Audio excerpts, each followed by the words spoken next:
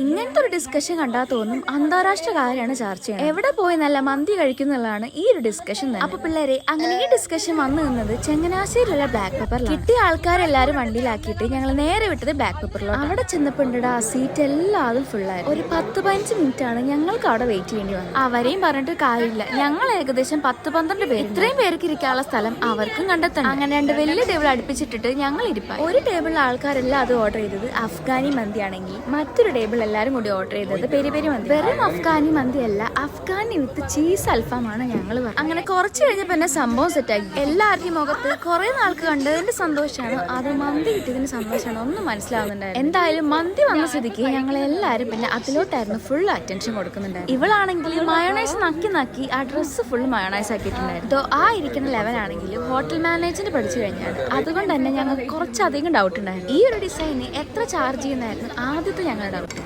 ഞങ്ങൾ അങ്ങനെ ഡൗട്ട് ചോദിച്ചിരിക്കുന്ന സമയത്ത് ബാക്കിയുള്ളവരൊക്കെ നല്ല പോളിംഗ് ആയിരുന്നു. അതുകൊണ്ട് തന്നെ ഞങ്ങൾ വേഗം ഞങ്ങളുടെ മന്തി കഴിച്ചോളാം. അങ്ങനെ നീണ്ട പരിശ്രമത്തിന് ശേഷം 2 പ്ലേറ്റും കാലിയാക്കിയിട്ടുണ്ട്. ഇപ്പൊ സമയം ഏകദേശം 11:30 ആയിട്ടുണ്ടാവും. അവിടെ നിന്ന് ഇറങ്ങി നേരെ ഞങ്ങൾ വന്നത് ഇങ്ങോട്ടാണ്. സംഭവം ഞങ്ങൾ അവിടുത്തെ നല്ല ചായ സ്പോട്ട് കാണിക്കണമായിരുന്നു. പക്ഷെ എന്താ, എല്ലാ കടകളും പൂട്ടി. പിന്നീട് ഈ ഒരു ജ്യൂസ് കട മാത്രം അവിടെ ഉണ്ടായിരുന്നു. ഒരു മൊന്തയിലായിരുന്നു ഇവര് ഞങ്ങൾക്ക് നാരങ്ങ വെള്ളം തന്നു. കുറച്ചു നേരം കഷ്ടപ്പെട്ടാണെങ്കിലും ആ ജ്യൂസ് മൊത്തം ഞങ്ങൾ കാലിയായി. ഇപ്പൊ സമയം രാത്രി 1 മണി കഴിഞ്ഞു. ഇനിയും ലേറ്റ് ആയിട്ടുണ്ടെങ്കിൽ നാളത്തെ ഞങ്ങളുടെ പ്രോഗ്രാം കോളാവും. അപ്പോൾ ഇന്നേക്ക്